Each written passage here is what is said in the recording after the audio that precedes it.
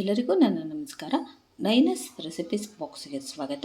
ಇವತ್ತಿನ ರೆಸಿಪಿ ಮೂಲಂಗಿ ಪಾಯಸ ಹೇಗೆ ಮಾಡೋದು ಅಂತ ತೋರಿಸ್ತಾ ಇದ್ದೀನಿ. ತುಂಬ ಹೆಲ್ದಿಯಾಗಿರುವಂತಹ ಒಂದು ಪಾಯಸನ ತೋರಿಸ್ತಾ ಇದ್ದೀನಿ. ಮಕ್ಕಳು ತಿನ್ನಲ್ಲ ಅಂತ ಇರ್ತಾರೆ, ಮೂಲಂಗಿನ ಈ ಥರ ಪಾಯಸ ಮಾಡಿಕೊಟ್ರೆ ಖಂಡಿತ ತಿಂತಾರೆ, ಇಲ್ಲ ಅನ್ನಲ್ಲ. ಅಷ್ಟು ರುಚಿಯಾಗಿರುತ್ತೆ ಈ ಪಾಯಸ. ನಾನು ಸ್ಟಾರ್ಟ್ ಮಾಡೋಕ್ಕಿಂತ ಮುಂಚೆ ನನ್ನ ರೆಸಿಪಿ ನಿಮಗೆ ಇಷ್ಟ ಆದರೆ ಪ್ಲೀಸ್ ಲೈಕ್ ಮಾಡಿ, ಶೇರ್ ಮಾಡಿ, ಹಾಗೆ ಸಬ್ಸ್ಕ್ರೈಬ್ ಮಾಡಿ. ಸಬ್ಸ್ಕ್ರೈಬ್ ಮಾಡೋದ್ರಿಂದ ನಾನು ಹಾಕುವ ಹೊಸ ಹೊಸ ರೆಸಿಪಿನ ನೀವು ನೋಡ್ಬೋದು. ಬನ್ನಿ ಸ್ಟಾರ್ಟ್ ಮಾಡೋಣ. ಮೂಲಂಗಿ ಪಾಯಸ ಮಾಡೋದಕ್ಕೆ ಏನೇನು ಇಂಗ್ರೀಡಿಯೆಂಟ್ಸ್ ಬೇಕು ಅಂತ ಹೇಳ್ತಾ ಇದ್ದೀನಿ. ಒಂದು ಅರ್ಧ ಬೌಲ್ನಷ್ಟು ಮೂಲಂಗಿನ ತುರಿದು ಇಟ್ಕೊಂಡಿದ್ದೀನಿ. ಅರ್ಧ ಬೌಲ್ಗಿಂತ ಸ್ವಲ್ಪ ಕಡಿಮೆ ಸಕ್ಕರೆ, 6 ಚಮಚ ತುಪ್ಪ, ಹಾಲು 1 ಕಪ್ ಹಾಲು, ಗೋಡಂಬಿ, ಬಾದಾಮಿ ಸ್ವಲ್ಪ ದ್ರಾಕ್ಷಿ, ಏಲಕ್ಕಿ 1-2 ಏಲಕ್ಕಿನ ಕುಟ್ಟಿಟ್ಕೊಂಡಿದ್ದೀನಿ, ಸ್ವಲ್ಪ ಗೋಡಂಬಿನ ಇದು ನಾನು ಪೌಡ್ರ್ ಮಾಡಿ ಹಾಕ್ತಿದ್ದೀನಿ. ಒಂದು ಬೌಲ್ ತೊಗೊಂಡಿದ್ದೀನಿ, ಇದಕ್ಕೆ ಮೂಲಂಗಿ ಹಾಕ್ತಾಯಿದ್ದೀನಿ. ಮೂಲಂಗಿ ಹಾಕಿ ಇದಕ್ಕೆ ನೀರು ಹಾಕಿ ಚೆನ್ನಾಗಿ ತೊಳಿಬೇಕು. ಒಂದು 2-3 ಸಲ ತೊಳೆದ್ರೆ ಚೆನ್ನಾಗಿ ಇದಾಗುತ್ತೆ. ನಮಗೆ ವಾಸನೆ ಅಷ್ಟೊಂದು ಬರಲ್ಲ, ಚೆನ್ನಾಗಿ ಬರುತ್ತೆ. ವಾಸನೆ ಒಟ್ಟೆ ಬರೋಲ್ಲ, ಆ ಲೆವೆಲಿಗೆ ಆಗುತ್ತೆ. ಈ ಥರ ನೀಟಾಗಿ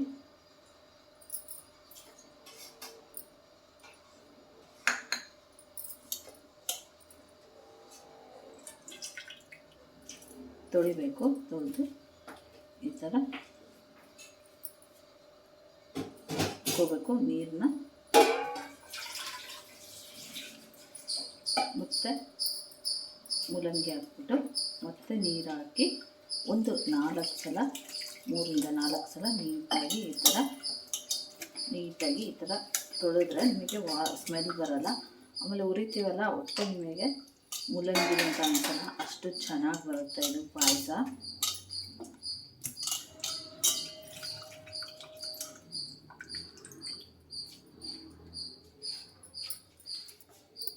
ಮಿಕ್ಸಿ ಜಾರ್ ತೊಗೊಂಡಿದ್ದೀನಿ, ಇದಕ್ಕೆ ಗೋಡಂಬಿ ಹಾಕಿ ಇದನ್ನು ಪೌಡ್ರ್ ಮಾಡ್ಕೊಂಡಿರಬೇಕು. ಇದನ್ನಿವಾಗ ಪೌಡ್ರ್ ಮಾಡ್ಕೊಂಡ್ಬರ್ತೀನಿ. ಇದನ್ನಿವಾಗ ಪೌಡ್ರ್ ಮಾಡಿ ತೊಗೊಂಬಂದಿದ್ದೀನಿ. ಇಷ್ಟು ನೈಸಾಗಿದ್ದರೆ ಸಾಕಾಗುತ್ತೆ. ಹಾಗೆ ಮೂಲಂಗಿ ಸಹ ನಾನು ತೊಳೆದ್ಬಿಟ್ಟು ಇಟ್ಕೊಂಡಿದ್ದೀನಿ ನೀಟಾಗಿ. ಇವಾಗ ಕಾದಿದೆ, ಅದಕ್ಕೆ ತುಪ್ಪ ಹಾಕ್ತಾಯಿದ್ದೀನಿ.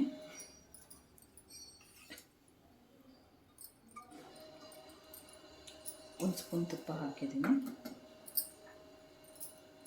ಗೋಡಂಬಿ ಮತ್ತು ಬಾದಾಮಿನ ಹಾಕ್ತಾಯಿದ್ದೀನಿ.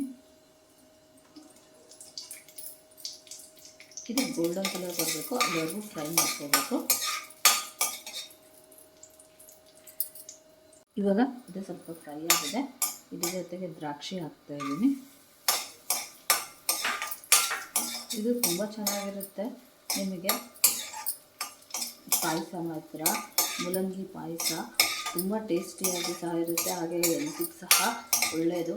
ಮಕ್ಕಳು ತಿನ್ನಲ್ಲ, ಹಾಗೆ ಕೊಟ್ಟರೆ ಈ ಥರ ಮಾಡಿಕೊಡಿ, ಖಂಡಿತ ತಿಂತಾರೆ. ಹಾಗೆ ವೆಜಿಟೇಬಲ್ಸು ತಿಂದಿರೋ ಖುಷಿ ಇರುತ್ತೆ, ಹಾಗೆ ಹೆಲ್ತಿಗೂ ಸಹ ಬೆನಿಫಿಟ್ ಸಿಗುತ್ತೆ ನಮಗೆ. ಇದನ್ನು ಒಂದು ಬೌಲಿಗೆ ತೆಗಿತಾ ಇದ್ದೀನಿ.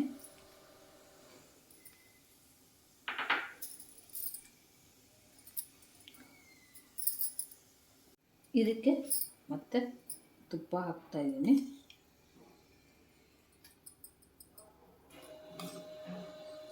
ಮತ್ತು ನೋಡಿ, ಇವಾಗ ಹುರಿತಾ ಇದ್ದೀನಿ.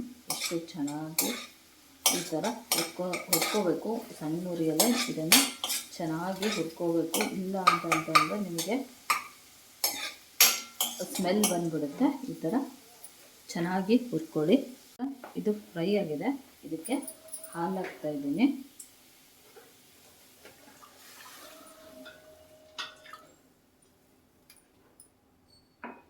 ಹಾಲು ಹಾಕಿ ಇದು ಬಾಯ್ಲ್ ಆಗಬೇಕು ಚೆನ್ನಾಗಿ. ಇವಾಗ ಚೆನ್ನಾಗಿ ಕುದೀತಾ ಇದೆ. ಇದಕ್ಕೆ ಸಕ್ಕರೆ ಹಾಕ್ತಾಯಿದ್ದೀನಿ.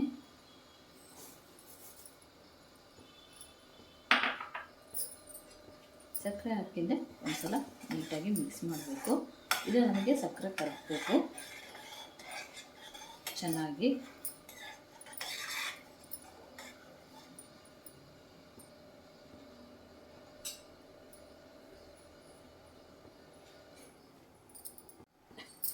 ನೋಡಿ ಸಕ್ಕರೆ ಎಲ್ಲ ಕರಗಿದೆ. ಸಕ್ಕರೆ ಕರಗಿಂದ ಇದಕ್ಕೆ ಪುಡಿ ಮಾಡಿಟ್ಟಿರುವಂತಹ ಕ್ಯಾಶು ಪುಡಿ ಹಾಕ್ತಾಯಿದ್ದೀನಿ. ಹಾಕಿ ಚೆನ್ನಾಗಿ ಮಿಕ್ಸ್ ಮಾಡಬೇಕು. ಇದು ಹಾಕೋದ್ರಿಂದ ನಮಗೆ ಒಳ್ಳೆ ಟೇಸ್ಟ್ ಬರುತ್ತೆ, ಹಾಗೆ ಒಳ್ಳೆ ತಿಕ್ನೆಸ್ ಸಹ ನಮಗೆ ಇದಕ್ಕೆ ಬರುತ್ತೆ. ನಮಗೆ ಕ್ಯಾಶು ಪುಡಿ ಹಾಕೋದ್ರಿಂದ ಬೇಡ ಅಂತಂದರೆ ನೀವು ಕಂಡೆನ್ಸ್ ಮಿಲ್ಕ್ ಬರುತ್ತಲ್ವ, ಸೊ ಅದು ಸಹ ನೀವು ಯೂಸ್ ಮಾಡ್ಬೋದು. ಅದು ಸಹ ನಿಮಗೆ ತುಂಬ ಚೆನ್ನಾಗಾಗುತ್ತೆ ನೋಡಿ. ಎಷ್ಟು ಚೆನ್ನಾಗಿ ದಪ್ಪ ಆಗ್ತಾಯಿದೆ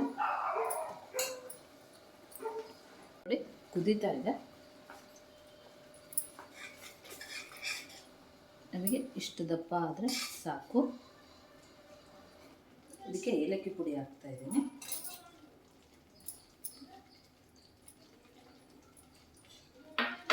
ಏಲಕ್ಕಿ ಪುಡಿ ಹಾಕಿ ಒಂದ್ಸಲ ನೀಟಾಗಿ ಮಿಕ್ಸ್ ಮಾಡಿಕೊಡಿ.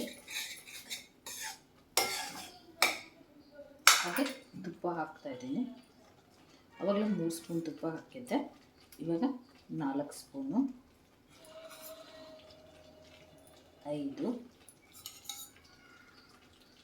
6 ಸ್ಪೂನು ತುಪ್ಪ ಹಾಕಿದ್ದೀನಿ. ತುಪ್ಪ ಹಾಕಿದ್ರೆ ನೀಟಾಗಿ ಒಂದ್ಸಲ ಈ ಥರ ಮಿಕ್ಸ್ ಮಾಡ್ಕೊಂಬಿಡಿ.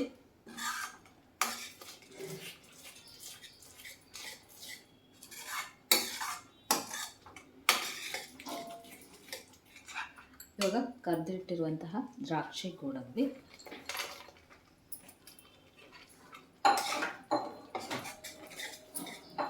ಇವಾಗ ಆಫ್ ಮಾಡ್ತಾ ಇದ್ದೀನಿ. ಇವಾಗ ರೆಡಿಯಾಗಿದೆ. ಇದು ಒಂದು ಸರ್ವಿಂಗ್ ಬೌಲಿಗೆ ತೆಗಿತಾ ಇದ್ದೀನಿ. ನೋಡಿ ಮುಲ್ಲಂಗಿ ಪಾಯಸ ರೆಡಿಯಾಗಿದೆ. ಇಷ್ಟು ಚೆನ್ನಾಗಿ ಕಾಣಿಸ್ತಾ ಇದೆ ಅಂದ್ಬಿಟ್ಟು, ಸಖತ್ತಾಗಿರುತ್ತೆ, ತುಂಬಾ ಟೇಸ್ಟಿಯಾಗಿ ಸಹ ಇರುತ್ತೆ. ನೀವು ಮನೆಯಲ್ಲಿ ಆರಾಮಾಗಿ ಮಕ್ಕಳಿಗೆ ಈ ಥರ ಮಾಡಿಕೊಡಿ, ಖಂಡಿತ ಇಷ್ಟಪಟ್ಟು ತಿಂತಾರೆ. ಹಾಗೆ ಹೆಲ್ತಿಗೆ ಕೂಡ ತುಂಬಾ ಒಳ್ಳೆಯದು. ನೀವು ಸಹ ಮನೇಲಿ ಒಂದ್ಸಲ ಟ್ರೈ ಮಾಡಿ ನೋಡಿ ಹೇಗಿತ್ತು ಅಂತ ನನಗೆ ಕಮೆಂಟ್ ಬಾಕ್ಸಲ್ಲಿ ತಿಳಿಸಿ. ನನ್ನ ರೆಸಿಪಿ ನಿಮಗೆ ಇಷ್ಟ ಆದರೆ ಪ್ಲೀಸ್ ಲೈಕ್ ಮಾಡಿ, ಶೇರ್ ಮಾಡಿ, ಹಾಗೆ ಸಬ್ಸ್ಕ್ರೈಬ್ ಮಾಡಿ. ಸಬ್ಸ್ಕ್ರೈಬ್ ಮಾಡೋದ್ರಿಂದ ನಾನು ಹಾಕೋ ಹೊಸ ಹೊಸ ರೆಸಿಪಿನ ನೀವು ನೋಡ್ಬೋದು. Thank you.